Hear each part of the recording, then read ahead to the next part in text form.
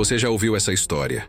Um menino com uma funda, um gigante com uma espada, uma pedra, um milagre, uma vitória. Mas o que contaram para você não é a história completa. A versão que chega na maioria das pessoas é infantilizada, superficial, recortada. Uma versão que cabe em desenho animado, em aulinha de escola dominical, em pregação rápida. Bonita? Sim. Completa? Nem perto. A verdade é que o que aconteceu entre Davi e Golias foi muito mais complexo. Foi guerra, foi política, foi psicologia de combate, foi teologia em forma de batalha. E foi, acima de tudo, o momento em que Deus usou anos de preparação escondida para virar a história de um povo inteiro. Hoje, você não vai ouvir a versão infantil. Você vai ouvir o que realmente aconteceu entre Davi e Golias. Para entender essa história, a gente precisa sair do desenho e entrar no mapa. O Vale de Elá não é um cenário genérico, é uma região real, no território de Judá, uma rota estratégica entre a planície costeira, onde viviam os filisteus, e as colinas onde estavam as cidades israelitas. Se os filisteus dominassem aquelas passagens, eles controlariam o fluxo entre a costa e o interior. Seria questão de tempo até Israel ser esmagado economicamente, militarmente e culturalmente. Ou seja, aquela batalha não era só mais uma guerra. Era uma disputa pela sobrevivência de Israel como nação. E, por consequência, pela continuidade da promessa de Deus de levantar, daquela linhagem, um rei, e no futuro, o Messias. Os filisteus eram um povo avançado. Arqueólogos os associam aos povos do mar, com influência egeia. Traduzindo, eles tinham mais contato com cultura grega, mais acesso à tecnologia, especialmente ao ferro. Na época, ferro era alta tecnologia. Israel ainda dependia de filisteus até para afiar seus próprios instrumentos, como registrado em 1 Samuel 13. Então imagine a cena. De um lado, um exército com tecnologia superior, armas de ferro, estrutura militar organizada. Do outro, um povo menor, menos equipado, que ainda estava descobrindo o que significava ser uma nação. É aí que entra Golias. Golias não é um monstro mitológico. Ele é um guerreiro real, com características físicas e táticas muito bem descritas. A Bíblia enfatiza sua altura, algo entre 2,30 metros e 2,90 metros, dependendo do texto base. Seu peso de armadura, o tamanho da lança, o escudo à frente. Isso não é só para dizer, olha como ele era grande. É para dizer, esse cara é infantaria pesada.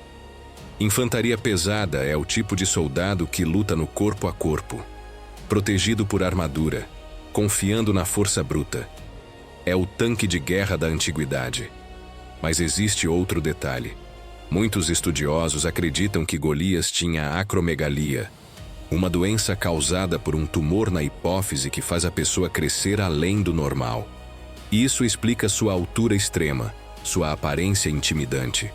Mas também traz efeitos colaterais: visão comprometida, dor, lentidão, desequilíbrio. Perceba, quando Golias vê Davi, ele diz, sou eu algum cão para vires a mim com paus? Ele parece enxergar mais os contornos do que a realidade. Davi segura uma funda, mas ele fala de paus, como se visse só silhuetas. E em seguida ele diz, vem a mim. Golias precisa que Davi se aproxime. Ele está acostumado com luta de perto. O corpo dele foi treinado para isso. A armadura foi feita para isso. A visão dele depende disso. Só que Davi não foi treinado para lutar como Golias. E aqui está um ponto crucial. Davi não é só um pastorzinho fofo que do nada vira um herói. Davi é, na linguagem militar da época, um fundeiro, um especialista em combate de longa distância. A funda não era brinquedo de criança. Era uma arma de guerra. Existiam unidades específicas de fundeiros em exércitos antigos. Textos históricos mencionam tropas de homens que arremessavam pedras com precisão devastadora. Estudos modernos mostram que um guerreiro experiente com funda poderia lançar um projétil a mais de 140 km por hora. E as pedras do Vale de Elá não eram qualquer pedra. Ali existem pedras de bário sulfato, um mineral denso, quase tão pesado quanto metal. Agora junte isso. Um projétil pesado, alta velocidade, um alvo grande sem capacete fechado na testa, igual uma arma que, na prática, funciona como um tiro. A testa de Golias era o ponto fraco lógico. O resto estava coberto de metal, mas a parte frontal do capacete permanecia aberta para visão e respiração. A tal pedrinha que por anos foi romantizada em ilustrações, na prática, é um projétil letal. Enquanto isso, do lado de Israel, quem deveria enfrentar Golias? Saul. Ele era o rei, era o guerreiro mais alto de Israel, era a referência militar. A Bíblia diz que ele se destacava em altura entre o povo. Ele era o gigante de Israel. Mas Saul está paralisado. A coragem dele já foi corroída pela desobediência. O espírito dele está perturbado. Ele vive de aparência, não de presença. Golias desafia Israel todos os dias. O texto diz que ele fazia isso por 40 dias. 40 dias de humilhação pública. 40 dias de provocação. 40 dias em que ninguém se levanta. É nesse contexto que Davi aparece. Ele não foi à guerra como soldado. Ele foi como entregador de pão e queijo para os irmãos. Deus muitas vezes te coloca em cenários decisivos, usando tarefas aparentemente simples. Davi escuta Golias zombando.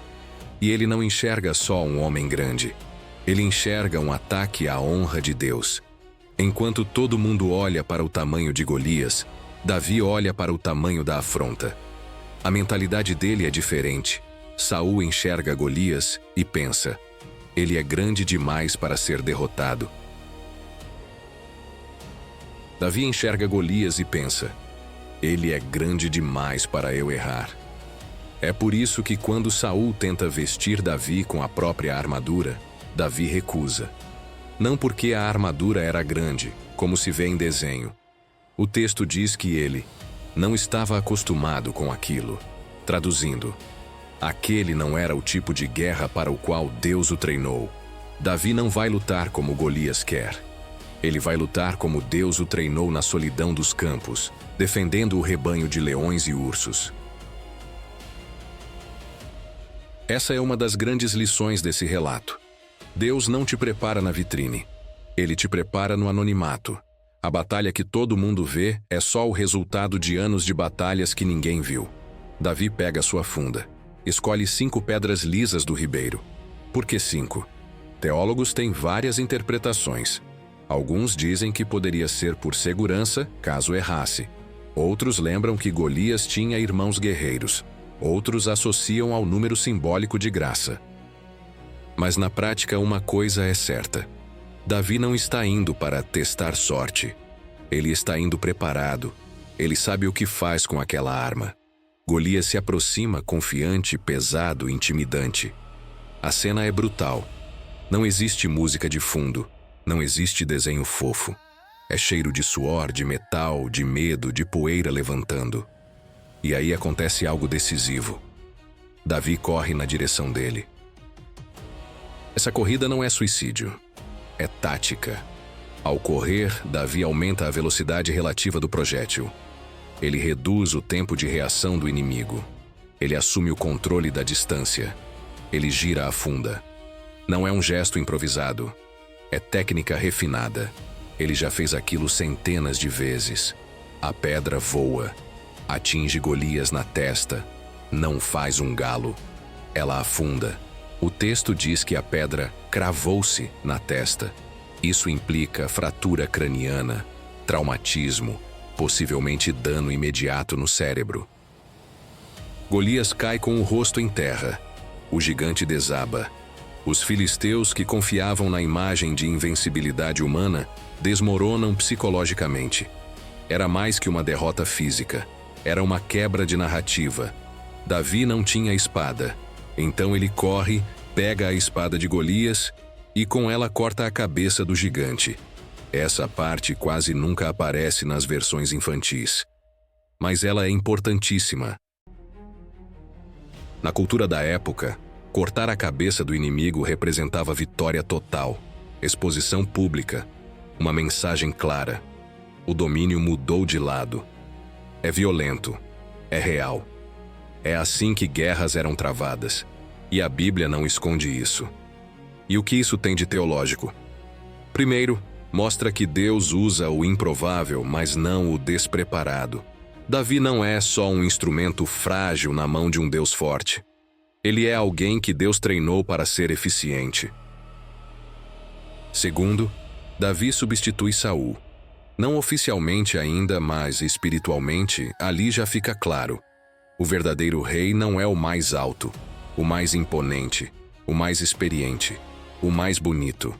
É o que mais confia em Deus e obedece à voz dele. Terceiro, essa batalha é uma sombra do que viria séculos depois. Um descendente de Davi enfrentando o verdadeiro Golias, o pecado, a morte, o inferno, de uma forma igualmente inesperada. Jesus não veio com espada na mão. Veio com mãos furadas. Não venceu pela força bruta, venceu pelo sacrifício. Mas, assim como Davi, ele lutou de um jeito que ninguém esperava. Davi vence Golias com uma arma considerada menor por muitos. Jesus vence o inferno com um gesto considerado fracasso por muitos: a cruz. E aqui entra você. Durante anos, talvez você foi treinado em ambientes que ninguém vê. Dores que só você sabe, humilhações, rejeições, portas fechadas, processos internos. Talvez você esteja exatamente agora em frente a algo que parece do tamanho de Golias. Uma dívida impagável, um casamento destruído, uma crise de identidade, um trauma gigante, um medo que paralisa. E você acha que precisa de uma espada de Saul, uma solução gigante, visível, aprovada pelos outros, legítima aos olhos humanos. Mas a história de Davi e Golias te lembra. Deus pode usar o que ele já colocou na sua mão. Pode usar habilidades que você acha sem importância. Pode usar experiências do campo, do bastidor, da madrugada chorando sozinho. A versão infantil te diz: não importa o seu tamanho. Deus pode derrotar o gigante por você.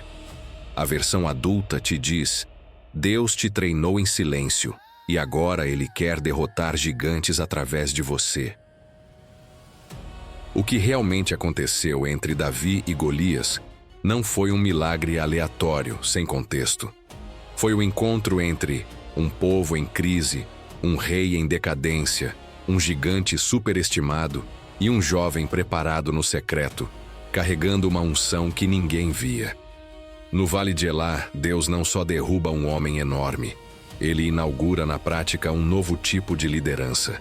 Ele mostra que o trono não pertence ao mais impressionante, pertence ao mais disponível. A pergunta no fim não é: você tem fé suficiente para que Deus derrube seu Golias? A pergunta é: você está deixando Deus te treinar para ser alguém que não foge do vale, que não se paralisa diante do gigante, que não aceita lutar como o inimigo quer, mas que ousa usar aquilo que Deus te deu do jeito que Ele te formou? Porque no fim das contas, Golias não foi derrotado por um menino improvável. Ele foi derrotado por um propósito inevitável. E se Deus já decidiu algo sobre a sua história, não existe gigante que consiga ficar de pé para sempre.